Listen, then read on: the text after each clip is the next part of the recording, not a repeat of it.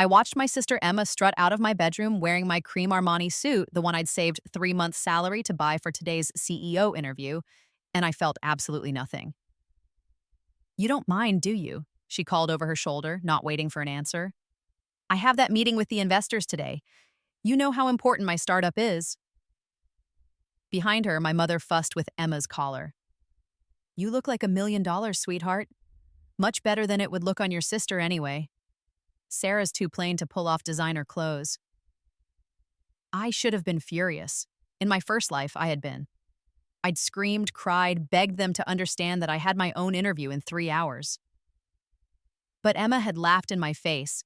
Mom had slapped me for being selfish, and I'd shown up to the most important interview of my career, wearing jeans and a wrinkled blouse I grabbed from the laundry basket. I didn't get the job, obviously. Marcus Chen, the legendary CEO of Chen Industries, who was personally conducting interviews for his successor, had taken one look at me and barely concealed his disappointment. That had been the beginning of the end, or rather, the end that led to my beginning.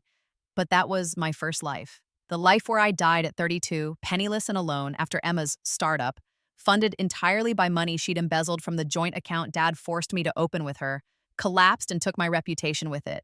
The life where I worked myself to death trying to pay off debts I didn't create while my family sipped champagne at Emma's wedding to a tech millionaire she'd met at an event I was supposed to attend. Now, in this second chance, I simply smiled. Of course not, Emma. You look perfect. Emma's eyes narrowed with suspicion. She wasn't used to me being agreeable. Really? Really? That suit was made for you. Every word was true. That suit was indeed made for Emma, made to be the last expensive thing she'd ever wear that didn't come from a prison commissary. See? Mom preened. I told you Sarah would understand. She knows her place now. My place. Yes, I certainly did know my place now. It was in the CEO's chair at Chen Industries, a position I'd already accepted 2 weeks ago. Let me back up. I was born Sarah Mitchell, the eldest daughter of Robert and Patricia Mitchell. For the first 8 years of my life, I was an only child, doted on by parents who seemed to love me. Then Emma was born and everything changed overnight. Where I was quiet and bookish, Emma was bubbly and charming. Where I was thoughtful, Emma was impulsive. Where I worked hard for everything, Emma simply expected the world to hand her whatever she wanted. And somehow it always did, because our parents made sure of it. By the time Emma was 10 and I was 18, the pattern was set in stone. I worked 2 part-time jobs to pay for community college because Dad said he couldn't afford to help me. Emma got a full ride to her private high, school, piano lessons, dance classes, and a new car for her 16th birthday. I ate ramen in my dorm room. Emma posted pictures of family dinners at expensive restaurants I wasn't invited to. You're an adult now, Sarah, Dad would say whenever I asked for help. Emma still needs us. When I graduated with honors and got a good job as a financial analyst, they celebrated by taking Emma to Paris for her graduation from high school, a graduation she barely achieved with a 2.5 GPA while I'd maintained a 4.0 through sheer determination and exhaustion. In my first life, I'd internalized their treatment. I believed I was less worthy, less lovable, less deserving. I gave them everything they asked for. When Dad's business started failing, I co-signed loans. When Emma wanted to start her revolutionary app company, I gave her my savings. When Mom got sick, I paid the medical bills while Emma posted about her vacation in Bali. And how did they repay me? By destroying me completely. Emma's company was a fraud. She'd been funneling money to her boyfriend, using the business as a front. When it collapsed, she blamed me, the CFO she'd begged me to be, because family helps family. The investors sued. I lost everything. My reputation, my savings, my apartment, my will to live. I died alone in a homeless shelter at 32. My last thought, a bitter wish that I could go back and do it all differently. Then I woke up in my 28-year-old body, the morning after my birthday party, a party I'd thrown for myself because my family had forgotten it entirely. They'd been too busy preparing for Emma's gallery opening, an opening funded by a loan from me that I'd never see repaid. But this time I remembered everything. Every betrayal, every manipulation, every moment of cruelty disguised as family love. And I had 4 years of foreknowledge to change my fate. The first thing I did was call Marcus Chen. In my previous life, I'd never known that Marcus Chen was my mother's estranged brother, my uncle. Mom had been disowned by her wealthy family when she married my father, a man they considered beneath her. She'd cut all ties, raised us to never mention the Chens, and lived in bitter resentment of the wealth she'd walked away from. But in my first life's final days, delirious and dying, I'd overheard two nurses talking about a charity donation to the shelter from Chen Industries. One mentioned how the CEO always donated anonymously to places his late sister had supported. Late sister. I'd done the math then, too weak to care. Patricia Chen, my mother's maiden name. This time, I cared very much. I spent 2 weeks tracking him down, navigating assistants and secretaries, until I finally got 10 minutes on his calendar under the guise of pitching an investment opportunity. When I walked into his office, Marcus Chen, a silver-haired man in his 60s with my mother's sharp cheekbones and my own green eyes, took one look at me and froze. "You're Patricia's daughter." "Sarah Mitchell. And yes, I'm your niece."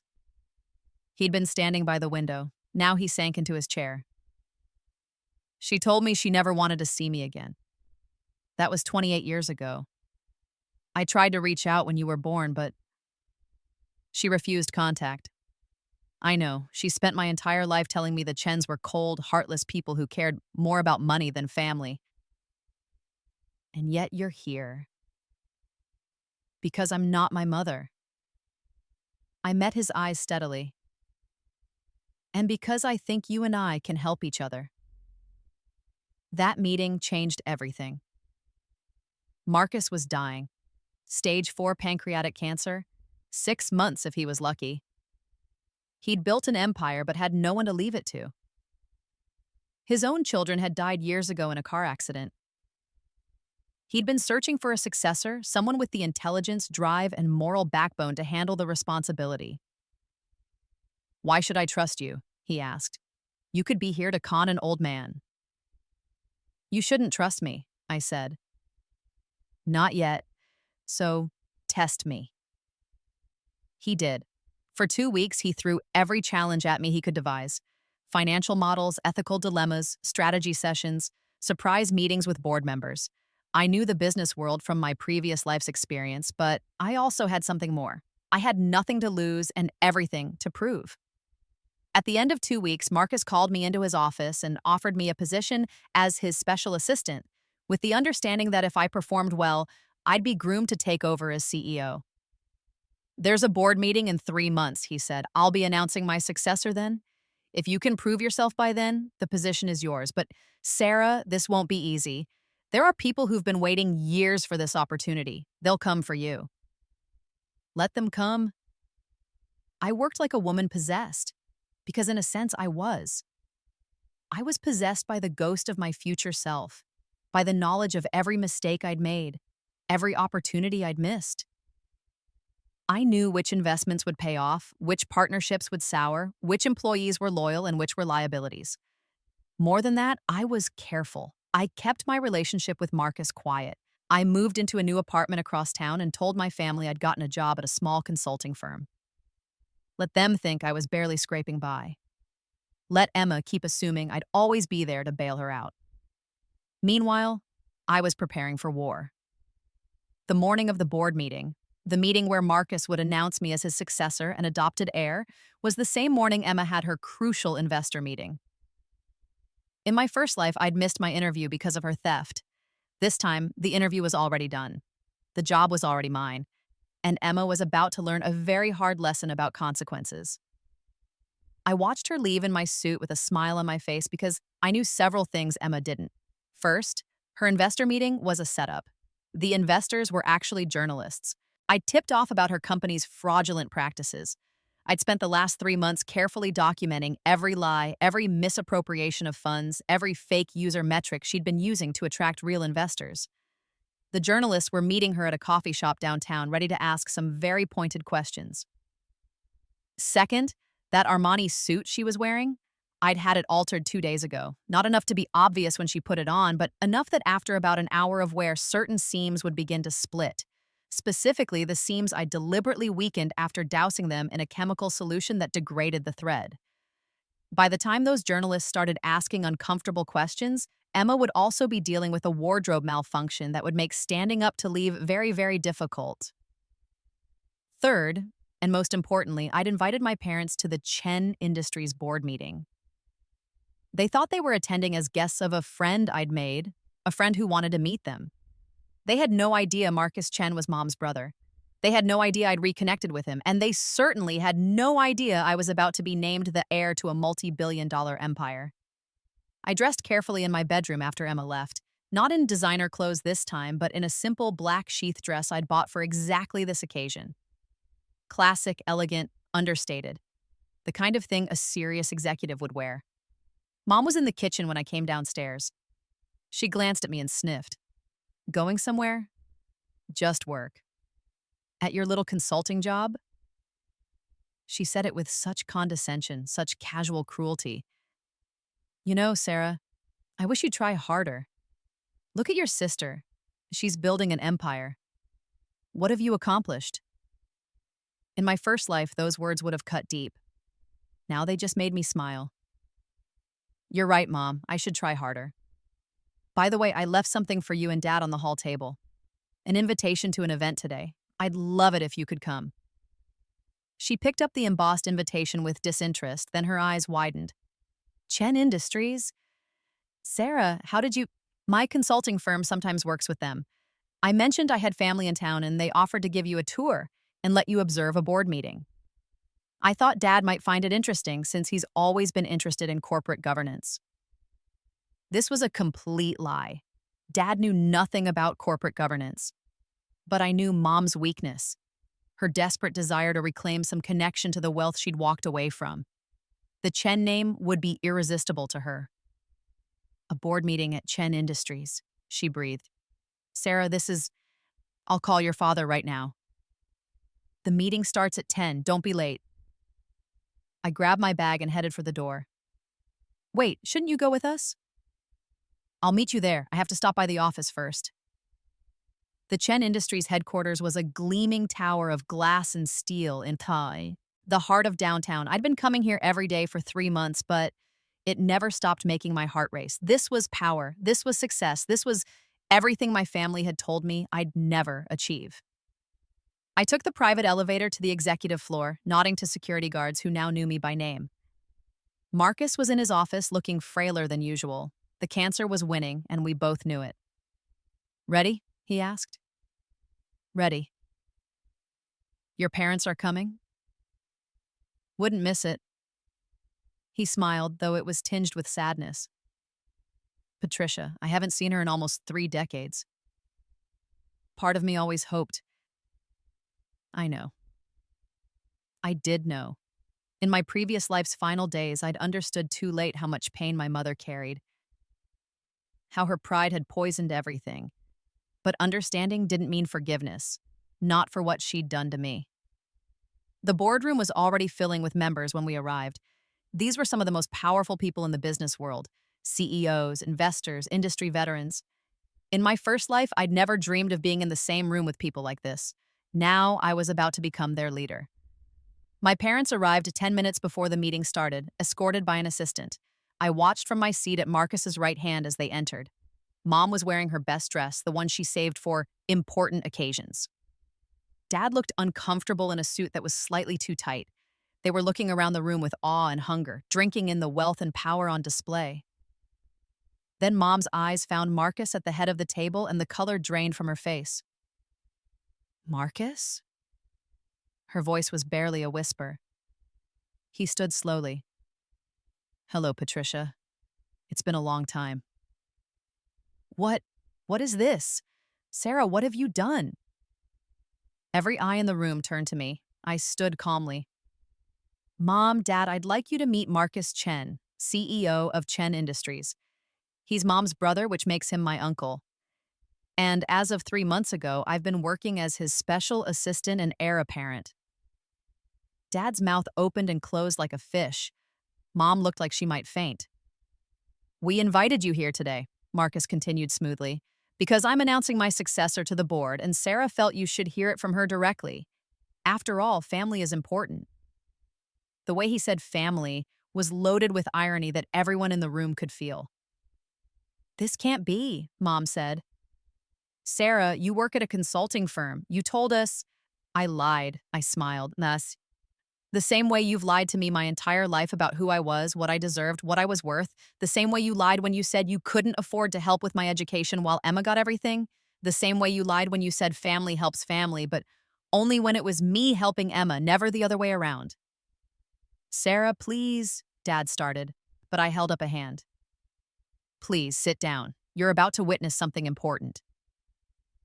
They sat, because what else could they do? The sun. Board meeting began. Marcus opened with standard business, quarterly reports, upcoming initiatives, partnerships.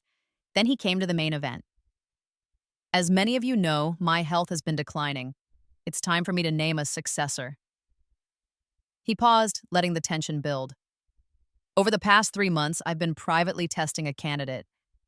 Someone with exceptional talent, innovative thinking, and the integrity this company needs. Someone who shares my vision for Chen Industries' future. I could feel every ambitious executive in the room leaning forward, hoping to hear their name. Sarah Mitchell has exceeded every expectation. She's restructured our investment portfolio, identifying opportunities that have already yielded a 30% return. She's streamlined our operations, cutting waste while improving employee satisfaction. She's negotiated partnerships that will define our next decade, and she's done all of this while completing her MBA coursework at night and maintaining the humility to learn from everyone around her. This last part was news to everyone except Marcus and me. I had been taking online MBA courses, not because I needed the credential, but because in my first life, Emma had constantly thrown her prestigious degree in my face. This time, I'd be more educated and more successful. Therefore, effective immediately, I'm stepping down as CEO and naming Sarah Mitchell as my successor. Additionally, I'm formally adopting Sarah as my daughter and sole heir. The room erupted. Some board members were applauding. Others looked shocked. A few looked angry. They'd been angling for this position themselves. But no one looked more devastated than my parents. Mom stood up, shaking. You can't do this. Marcus, she's manipulated you. She's using you for your money. Like you're using her? Marcus's voice cracked like a whip. Don't think I don't know what you've done, Patricia. Sarah told me everything. Every loan you forced her to co-sign. Every time you chose Emma over her. Every birthday you forgot. Every achievement you dismissed. You threw away your own daughter like garbage, and now you're upset that someone else saw her value? She's my daughter, Mom shrieked.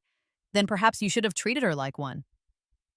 Dad tried a different approach, turning to me with desperate eyes. Sarah, honey, I know we haven't always been perfect parents, but this is extreme. We love you. We're your family. Don't let him turn you against us. You turned me against you, I said quietly. Every time you chose Emma, every time you told me I wasn't good enough, smart enough, pretty enough, every time you took and never gave anything back. I didn't need Uncle Marcus to show me what you were. I already knew. I just needed someone to show me what I could be without you. My phone buzzed. A text from the journalist I'd been working with.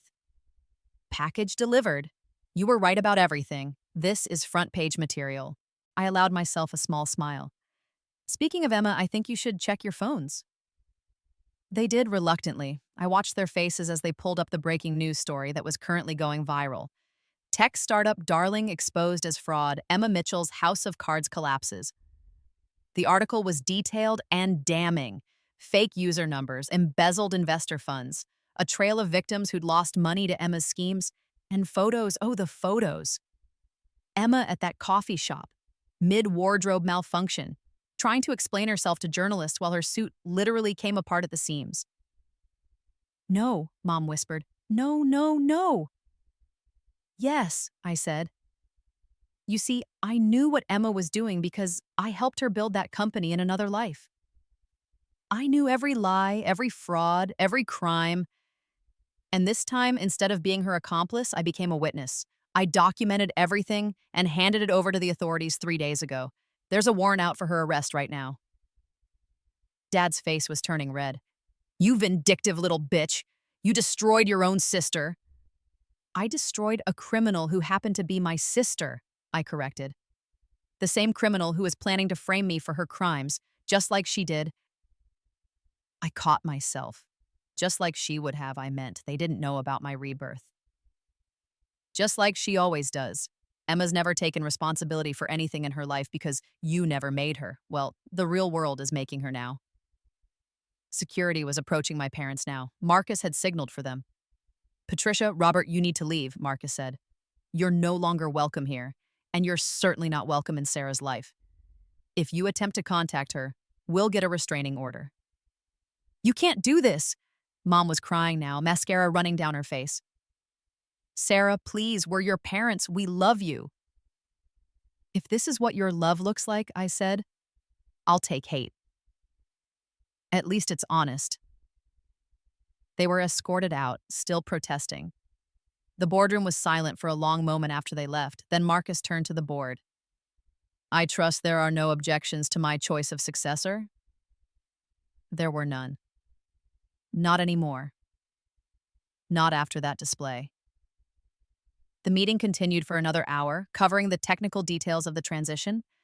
I would officially take over as CEO next week.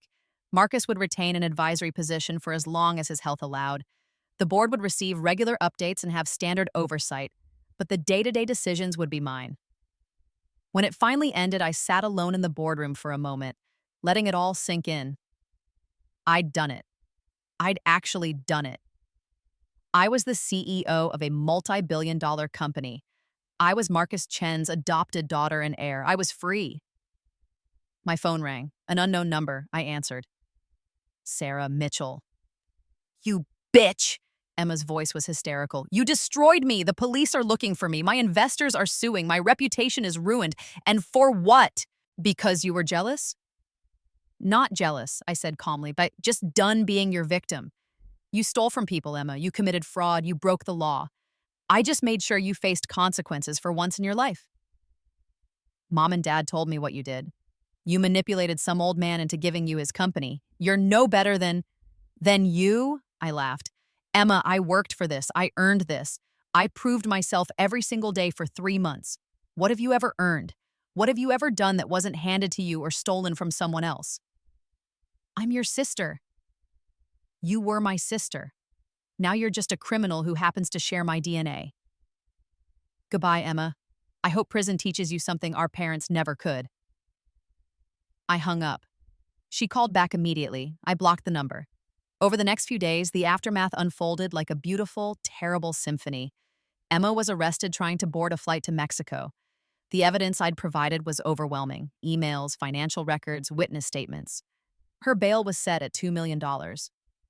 Mom and Dad tried to mortgage their house to pay it, but the bank refused. They didn't have enough equity. They called me, of course.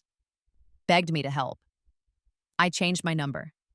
Emma's trial was fast-tracked because she'd tried to flee. Her lawyer tried to argue that she'd been influenced by bad advisors, that she was young and naive, that she deserved another chance. The prosecutor, who I'd met with personally to ensure they understood the full scope of Emma's crimes, methodically demolished every argument.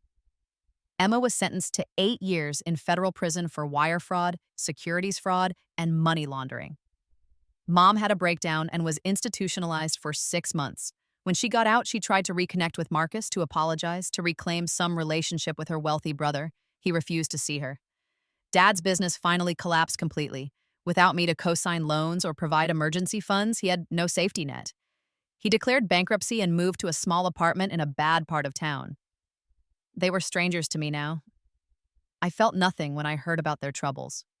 Not satisfaction, not guilt, not sadness. Just nothing. They'd killed any love I had for them long before I died the first time. Meanwhile, my life became everything I'd never dared dream of. As CEO, I transformed Chen Industries. I leveraged my knowledge of the future to make strategic investments that paid off spectacularly. I acquired struggling companies that I knew would rebound. I avoided partnerships that would have been disastrous. I hired key talent before competitors could snatch them up. Within a year, I doubled the company's value. Within 2 years, we'd become the industry leader in 3 different sectors. The business world called me a prodigy, a visionary, the next great tech CEO. If they only knew that my vision was just memory. But it wasn't all about business, Marcus and Maus. His remaining months became the father I'd always deserved. He taught me about the family history, about my grandmother who'd started the company with nothing but determination and a dream.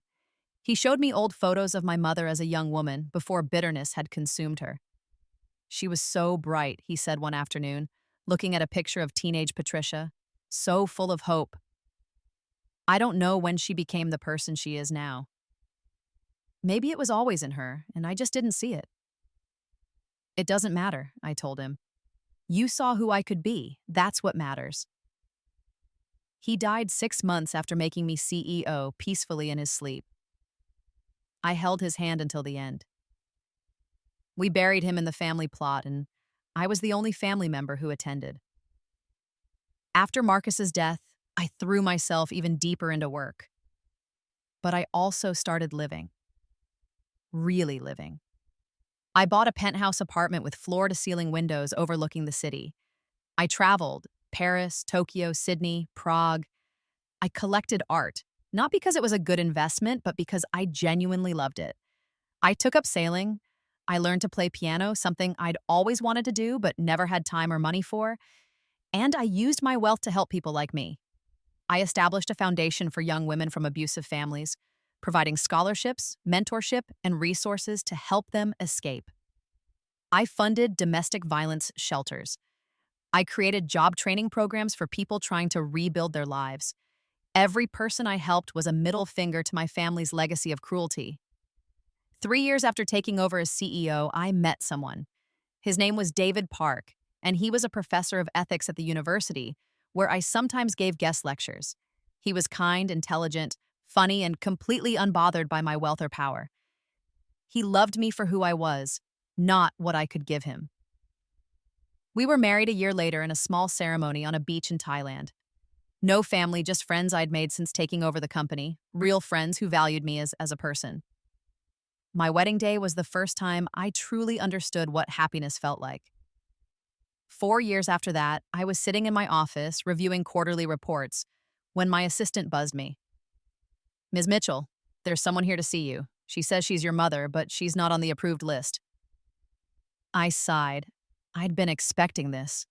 Emma was being released from prison next month. I'd heard through various channels that Mom had been trying to rebuild the family in preparation. Send her in, but stay close in case I need you to escort her out. Mom looked old. That was my first thought when she walked in. She was only in her early 60s, but she looked 70. Prison visiting rooms and psychiatric wards had not been kind to her. Sarah, her voice cracked, you look so successful. I am successful. I didn't invite her to sit. What do you want, Patricia? The use of her first name made her flinch. I came to apologize. No, I was a terrible mother. I know I favored Emma. I know I hurt you, but I'm asking for another chance. Emma's getting out soon and she's changed. She's sorry too. We could be a family again. I laughed. I couldn't help it. A family? Patricia, we were never a family. A family supports each other. A family loves unconditionally. A family doesn't destroy one daughter to prop up another. I was wrong. You were worse than wrong. You were cruel. Deliberately, consistently cruel. And now you're only here because Emma's getting out and you need money. How much does she owe? How much trouble is she in already? Mom's face flushed. That's not... Don't lie to me. I've had investigators tracking Emma's prison communications. I know she's been running another scam from inside, convincing other inmates to sign over their commissary accounts to her. She's facing additional charges, and you want me to pay for her legal defense. Silence. Get out of my office, Patricia. Get out of my life. You had a chance to have a daughter who loved you, who would have given you anything. You threw her away. You don't get her back now that she's successful. Please, Sarah, I'm your mother. No, I said firmly. You're the woman who gave birth to me, that's all. Mothers love their children. You loved your favorite and tolerated the rest. Now live with the consequences of that choice. She left crying. I felt nothing. Emma got out of prison the next month. Within 3 months, she was arrested again for violating her parole by attempting to defraud her halfway house roommate. Back to prison she went. Dad died 2 years after that, alone in his apartment. I found out from a lawyer handling his estate, which consisted of debts and a worn-out couch. I paid for a basic cremation because nobody else would, but I didn't attend any service. There wasn't one anyway. Mom tried to reach out a few more times over the years, usually when she needed money. I never responded. Eventually, she stopped trying. Now, sitting here in my office 15 years after my rebirth, I can look back on everything and feel truly at peace. I'm 43 years old. I'm the CEO of one of the world's most successful companies. I'm married to a man I love who loves me back. I have 2 children, a daughter named Maya, and a son named Marcus after my uncle. I'm wealthy beyond measure, not because I chased money, but because I chased excellence and money followed. My children will never know what it's like to be second choice. They'll never wonder if their parents love them. They'll never have to fight for scraps of affection or attention. I've broken the cycle. Sometimes, late at night, I wonder what would have happened if I hadn't been reborn, if I'd had to live through all that pain and betrayal without the chance to change it. Would I have survived? Would I have found the strength to break free on my own? I don't know, but I'm grateful I never had to find out. The other day, Maya asked me about my family. She's 8 now, old enough to notice that she has grandparents on David's side, but none on mine. "Where's your mommy and daddy?" she asked innocently. "They're not in my life anymore," I told her. "Sometimes people aren't good for us, even if they're family. And it's okay to walk away from people who hurt you." "Even your mommy?" "Especially my mommy if she's not being a good mommy." Maya thought about this seriously. "You're a good mommy." "I try to be. And I promise you, sweetheart, I will always, always choose you. Both of you. You're not going to have to compete for love in this family." She hugged me tight, and I felt my throat close up with emotion. This was what I'd been fighting for all along. Not revenge, not wealth, not power. This moment of uncomplicated love with my daughter. Emma is still in prison, with several more years left on her sentence. I heard she's been trying to get an early release for good behavior, but she keeps getting in trouble for trying to run various schemes on the inside. Some people never learn. Patricia lives in a nursing home now, not a nice one. She's on Medicaid. I could afford to put her somewhere better. I won't. She made her choices. She chose Emma over me again and again until there was no relationship left to salvage. Now she can live with the daughter she chose. Except Emma's in prison. So, really, she's living with the consequences of raising a criminal. My company recently launched a new initiative, a mentorship program specifically for young women from difficult family backgrounds. We provide not just career guidance, but therapy, financial literacy classes, and a support network. I personally mentor 5 young women, meeting with them monthly to share advice and encouragement. One of them reminds me of myself. Her name is Jennifer, and she's 25, brilliant, and completely crushed under the weight of her family's expectations and abuse. Her parents want her to support her younger brother's medical school dreams while she works a minimum wage job with her bachelor's degree.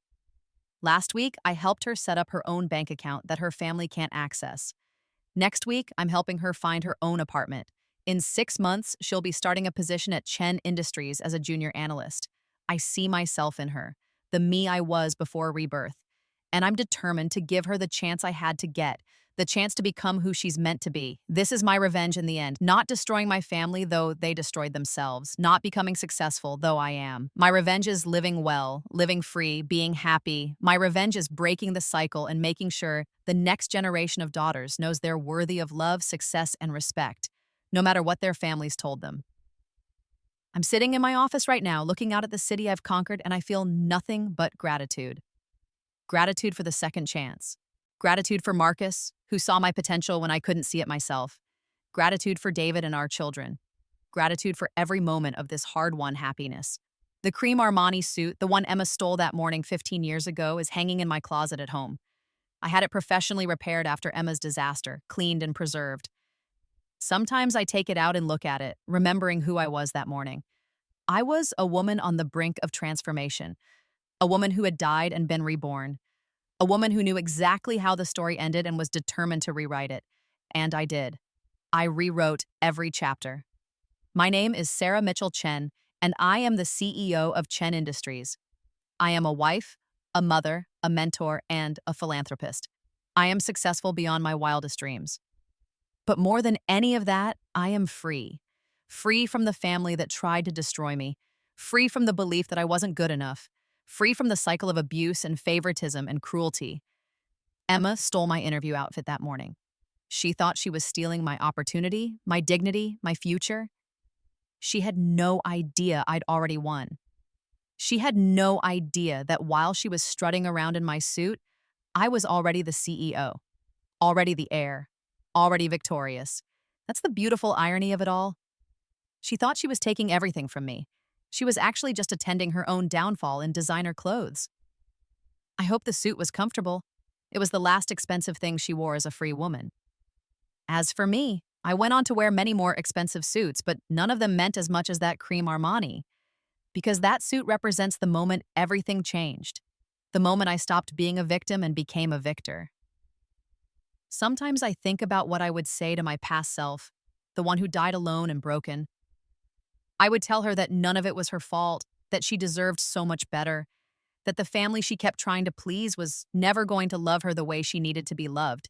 But I would also tell her to hold on, because in another life, in another chance, she would get everything she deserved. Success, love, happiness, peace, and revenge.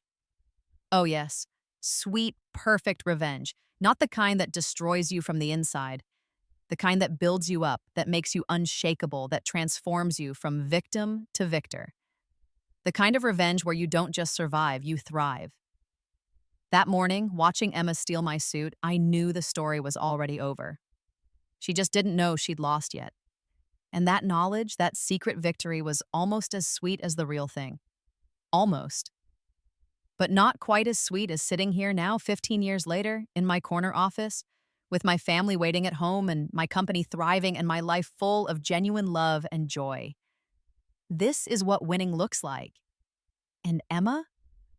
Emma is in a cell, probably running some commissary scam, still thinking she's smarter than everyone else. Mom is in a nursing home, probably still wondering how her plain daughter ended up with everything while her golden child ended up with nothing. Dad is dead, never understanding that his favoritism killed more than just my love for him, it killed any chance of real family. And me? I'm here. Living proof that sometimes the underdog doesn't just survive the story. Sometimes she wins so completely that the villains can't even comprehend their defeat. I pick up my phone and text David. I'll be home early tonight. Let's take the kids to that new restaurant they've been asking about. He texts back immediately. Perfect. Maya wants to show you her art project. Marcus scored a goal at soccer practice. My heart swells with love so pure it almost hurts. This is what they took from me in my first life. And this is what I took back in my second. I stand up, grab my bag, a Birkin, because I can afford it and because it makes me smile, and head for the door. The CEO's office. My office. Earned, deserved, and absolutely untouchable. As I pass my assistant's desk, she looks up and smiles. Good night, Ms. Mitchell Chen. See you tomorrow. See you tomorrow, Angela. In the elevator down, I catch my reflection in the mirrored walls. I look happy, confident, successful, free. I look nothing like the broken woman who died in a shelter, and everything like the phoenix who rose from those ashes. The elevator opens to the lobby, and I walk out into the warm evening air. My driver is waiting, but I wave him off. It's a beautiful night. I'll walk the few blocks to the parking garage where my car is waiting. As I walk, I pass the coffee shop where Emma's world fell apart in a cream Armani suit. It's under different ownership now, renovated and trendy. There's no sign that it was the site of such a spectacular downfall. But I remember everything, and I smile. Because in the end, the girl who had nothing, who was worth nothing to her family, who died with nothing, she became everything. And that, more than any revenge, more than any amount of money or power or success, is the real victory. I am enough. I always was enough. I just needed the chance to prove it. And when Emma stole my interview outfit that morning, she gave me that chance. She just didn't know the interview was already over. The job was already mine, and I was already home.